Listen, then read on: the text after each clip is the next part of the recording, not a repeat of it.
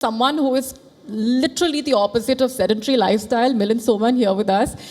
So many ways to introduce you, one of them, of course, being the Iron Man of India, so on and so forth. You don't believe in going to the gym, you do believe in exercising on the go, no room for excuses. How would you nudge someone to start their fitness journey if they are making excuses right now? If they're making excuses, that's their business. I'm not here to nudge anybody. I mean, today, everyone knows that health is important. It's not something that you need to be told. Yes. If you need to be told, then you must be really dumb.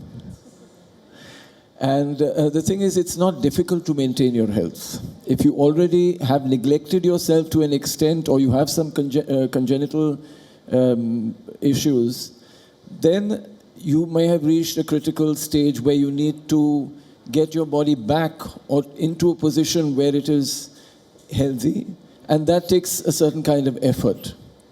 But for a normal person, see, everyone is born with strengths and weaknesses. Nobody is born perfect. Everyone, including me and Dr. Trehan, has strengths and weaknesses.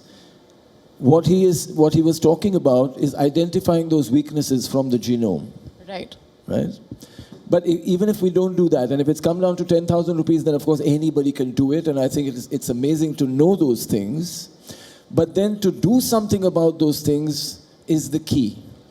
Because you may know, like we know that we can fall sick if we don't take care of our health. We know we can put on weight. Putting on weight will put us more at risk. We know those things. I mean, forget all those things. People smoke from cigarette packets that say it's going to kill you. So even if this technology is being improved and there are so many possibilities and facilities to be healthier and to be fitter, are people going to take it up? Like you said, excuses. Thousands, millions. That is what the imagination, I mean, imagine, human imagination today is used for, most of all, is to make excuses, unfortunately.